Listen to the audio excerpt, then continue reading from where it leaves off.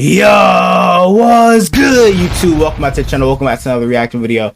We got why Jalen Polk was an insane wide receiver pick for the Patriots. Like, bro, Jalen Polk was one of the most underrated wide receivers heading into this draft class. And I believe if it wasn't for, Romo Dunze being how good he was, he could be a true #1 wide receiver on any other team, bro. You know what I'm saying? He might even be their true #1 wide receiver this year.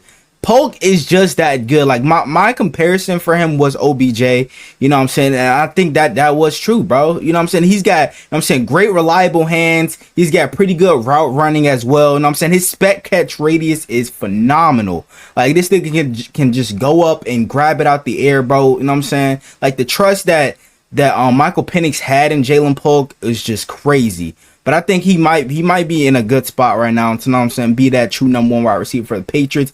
Even though that the Patriots are rumored to trade for Brandon Ayuk, so we got to see how that turns out to be.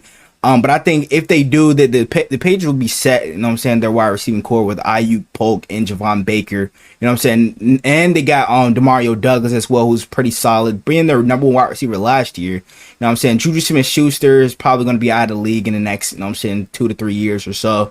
They got KJ Osborne, who's a solid option as well. So the Patriots might be, set for the next couple years, because they're still rebuilding. We don't know what's gonna happen with Drake May, if he's gonna start. Probably, like at the midseason mark, because we still got to see him play in the preseason, though, to determine if he's gonna start this season. But let's go ahead and check this out. Going into the 2023 college football season, everybody was talking about Washington's 2-star receivers. It was Rome Odunze and Jalen McMillan, and alongside their star quarterback Michael Penix Jr., everyone was talking about their offense and how talented these two playmakers were. Little did anybody know, though, that the guy that they had third string on the depth chart would actually become a second-round pick, could be the #1 wide receiver for the Patriots moving forward. Facts, I'm glad I'm not the only one thinking that. His name is Jalen Polk. At one point, he was a pretty big recruit, but ultimately was a 3-star player who settled on going to Texas Tech.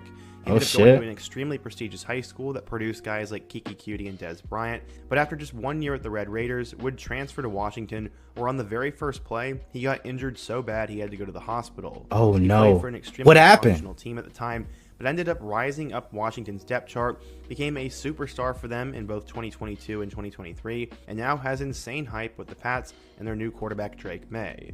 Today we're going to talk about his journey and talk about who Jalen Polk is.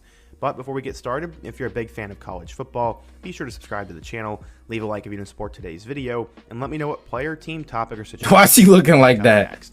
Now let's get started. Bro, these Washington helmets are phenomenal. About the insane oh my gosh. Jalen Polk. So in order to understand how Polk got to this point, we first need to go back in time. Okay. He grew up in the Lone Star State of Texas, and he was used to football and extreme heat. This is notable later, as he eventually would leave the Heat for the Pacific Northwest. He's always considered a speedster with a ton of potential, and he also had a huge heart. At one point, he dreamed about racing dirt bikes or playing AAU basketball, but by the time he was in middle school, he was dedicating himself to football because his ultimate goal was to keep working so his mother didn't have to. He said, W, bro. W, son. You know what I'm saying? You gotta have that mindset, bro. Take care of moms, you know what I'm saying? Just like you took care of you when you was young. You know what I'm saying? It motivates me a lot. For her to do everything she can provide for all of us in our lives, it drives me a lot because I want her to not have to work so hard one day. Facts. When asked who he tried to emulate on the field, Polk pointed to Hall of Famer Andre Johnson and 6-time Pro Bowler Keenan Allen. Those are pretty big names to look up to. It would eventually pay off, as once he got to high school, he had a lot of hype and big shoes to fill, and he was ready to fill them. His high school coach said, quote, "He showed up as a high school freshman just full of confidence, just like he is now."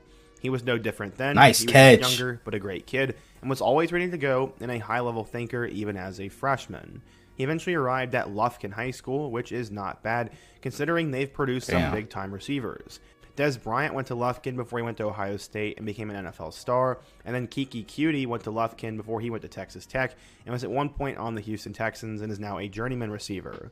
Polk jumped right into the action as a freshman, as he earned his first FBS scholarship his freshman year to Illinois, and then also ended up getting a couple more.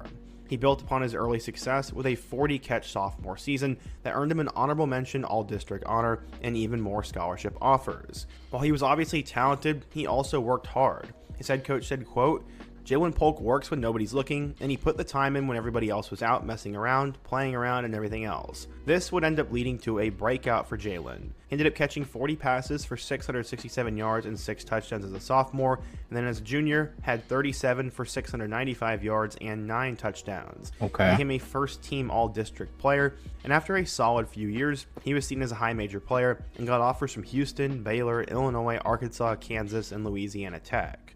For a while, though, it looked like one school was in the lead, as one of his teammates was committed to Arkansas, and he visited there a lot. He apparently really enjoyed Arkansas head coach Chad Morris, the running backs coach Jeff Traylor, and the receivers coach Justin Stepp. Eventually, he got scholarship offers from 16 FBS programs and narrowed his list to Texas Tech, Arizona, Arkansas, and Baylor.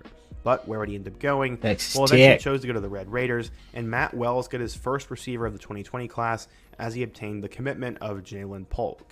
He ended up coming to Lubbock for an official visit on June 21st of that year, and the day after that, he would offer his commitment to them.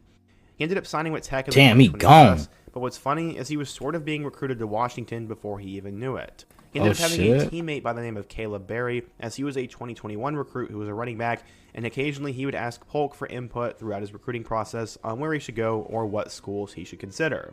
In a sense, Washington was recruiting Berry while unknowingly recruiting Polk. Jalen said, quote, "I went through the process before Berry of recruiting and trying to find the right place to go. He reached out to me a couple of times just asking for some of the input on the process and the decision that needs to be made. He just let me know that Washington is a great place to be, and he showed me some of the videos of when he went to visit and what it was like going through the process. It wasn't just me seeing this recently, as I had seen Washington through Caleb's process and his decision, and I had a little bit of a bonus recruitment even before they started talking to me. Obviously, that foreshadows what would happen to him after the 2020 campaign, but for now, he was a bona fide star.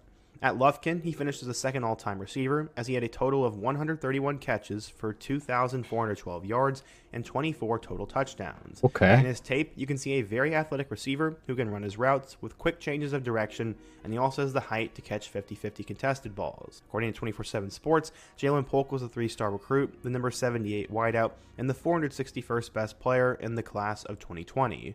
So, how would he end up doing in Lubbock? Well, let's take a look. So when Polk would arrive at Texas Tech in 2020, he'd play his first year with the Red Raiders, starting 7 of 10 games, and eventually finish with 28 catches for 264 yards and a pair of touchdowns. Honestly, he wasn't that impactful as a freshman, but he had a couple of good performances, including 2 catches for 61 yards and a touchdown against TCU, and 5 catches for 31 yards against Baylor. He also had 5 in a win over Iowa State, but obviously he was looking for something a little bit more. He left Texas Tech because he didn't feel the vibe was right there, and it didn't feel like his football-crazy high school was. Looking for a new place to land, Polk let his running back friend Caleb Berry know that he wanted to go there. Polk let his running back friend Caleb Berry know, and eventually he would talk him into going to the Pac-12 program. Washington's wide receivers coach Junior Adams and Jimmy Lake contacted Polk out of the portal, and as I said, he was already familiar with the program because of his friend. He ended up choosing Washington over Houston, Kentucky, and also had other offers out of the portal.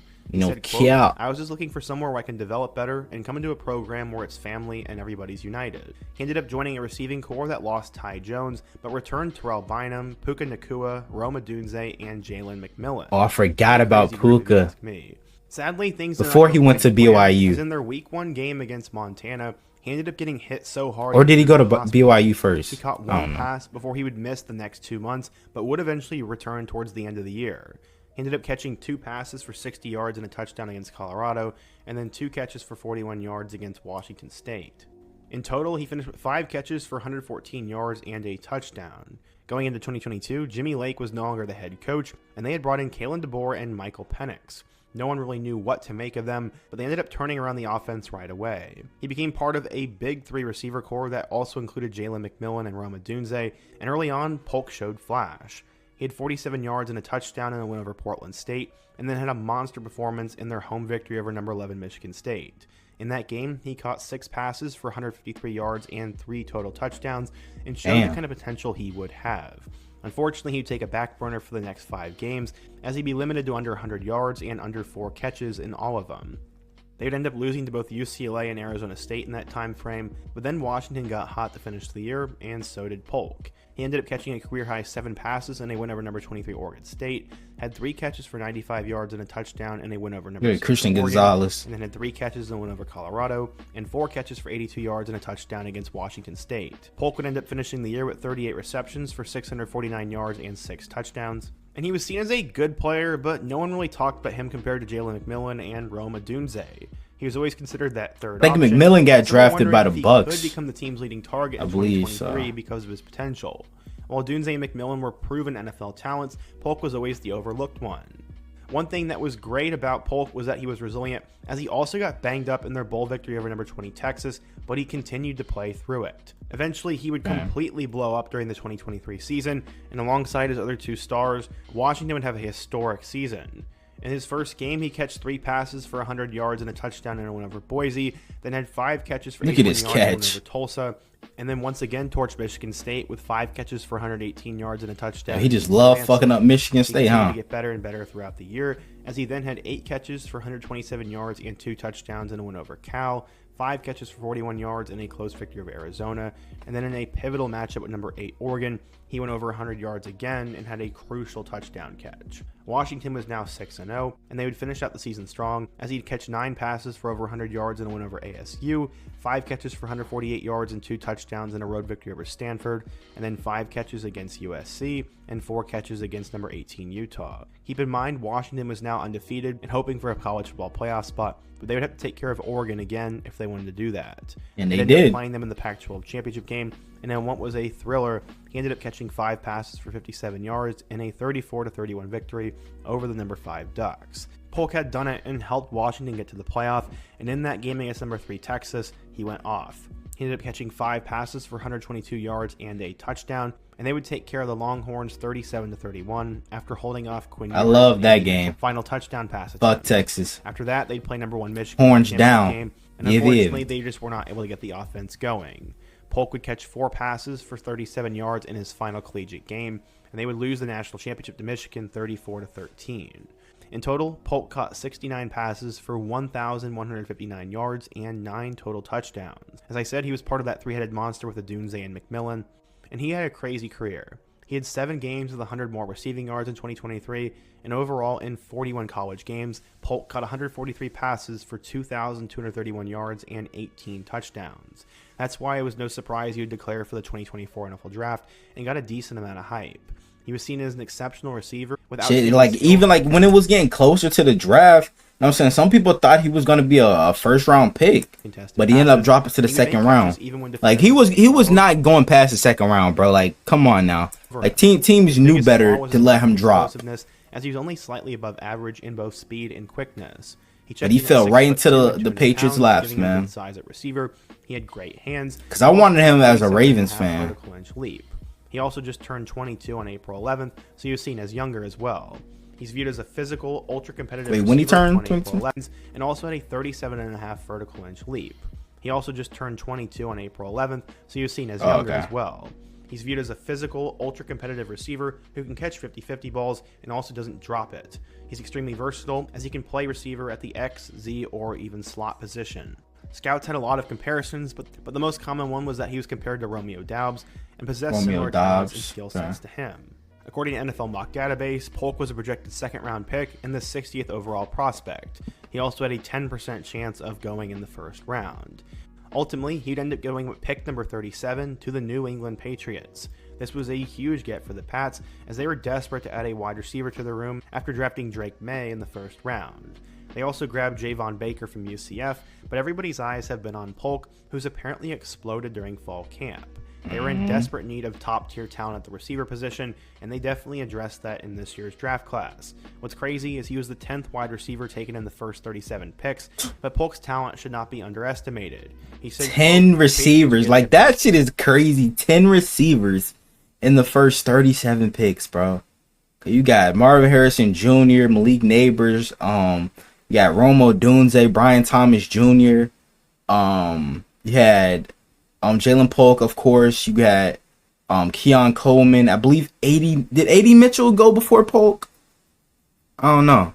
But bro, it was They're getting hella forward to love receivers football going and off his the board. teammates, and I'm ready to build and be able to bring in a great player and a very electric person and go and win some games. He also apparently went back to his high school for a camp and told them that he wants to come back with a Super Bowl ring sometime soon. There are a lot of high expectations around their number 37 overall pick, and it's going to be interesting to see. Oh, Ricky Pearsall, I forgot about him. Patriots haven't exactly been known for Damn, what the fuck is up with his face? receiver position in the draft. Hopefully, Jalen Polk Robert Kraft. perception. Apparently, him and Javon Baker are really good friends and have been staying after practice, and it looks like those two could have a chance to play right away and play a ton of snaps. According to all indications, I can't wait for preseason, bro. I really can't. So far, and has been making play after play. While success is never guaranteed at the NFL level, if his track record and work ethic count for anything, Jalen Polk is going to play a long time in the NFL and be a name that we all remember. Honestly, that Washington team is absurd, as the skill player talent on that team is just insane, and I wonder who will have the best career out of Jalen McMillan, Rome Odunze, and Jalen Polk. For now, we'll have to wait and see, but the Patriots got a gem, and it's crazy how far he's come. But what do you guys think? If you're a Washington, Texas Tech, or a Pats fan, what... Hey, man, I think Jalen Polk is going to definitely be their true number one wide receiver, bro. You know what I'm saying? Because he is just so fucking talented, and, like, he just doesn't get enough hype, bro. But hopefully he can prove everybody wrong and put his name on the map this season. But I don't know what you guys think down in the comments below. Hope you guys enjoy it. Make sure you guys like, comment, subscribe to the channel if you're new. Turn on post notifications, get notified whenever I drop another banger video. We're on the road to 400 subs. Tell me to get there for more banger NFL reactions like this. So without further ado, I'm out. Gang!